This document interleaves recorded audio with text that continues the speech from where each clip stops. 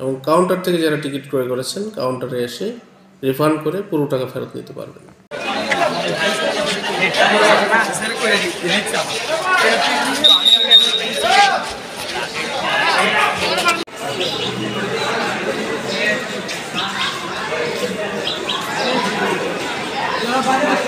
সারা দেশে ট্রেন চলাচল বন্ধ রয়েছে, সেই হিসেবে আজকে সন্ধ্যা 6:30টায় আমাদের একটি ট্রেন চট্টগ্রাম অভিমুখে ছেড়ে যাওয়ার কথা রয়েছে, কিন্তু এই ট্রেনটি বাতিল করা হয়েছে। এই ট্রেনের যাত্রীরা যদি ইচ্ছে করেন তাহলে অনলাইনে রিফান্ড করতে পারবেন এবং কাউন্টার থেকে যারা টিকিট ক্রয় করেছেন কাউন্টারে এসে রিফান্ড করে পুরো টাকা ফেরত নিতে পারবেন। রানিং কর্মচারীদের দাবির প্রেক্ষিতেই বন্ধ রয়েছে, সেটি অনির্দিষ্টকালের জন্যই তারা ডাক দিয়েছে। হয়তো নিকুজিশন হলে আজকে 1 ঘন্টার মধ্যে হয়ে গেলে 1 ঘন্টা পরের থেকে চালু হতে পারে।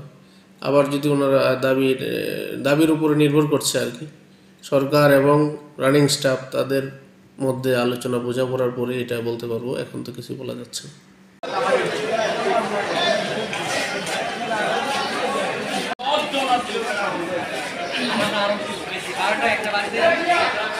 এই ধরনের ভোগান্তি আসবে, এই জন্য আমরা অনেক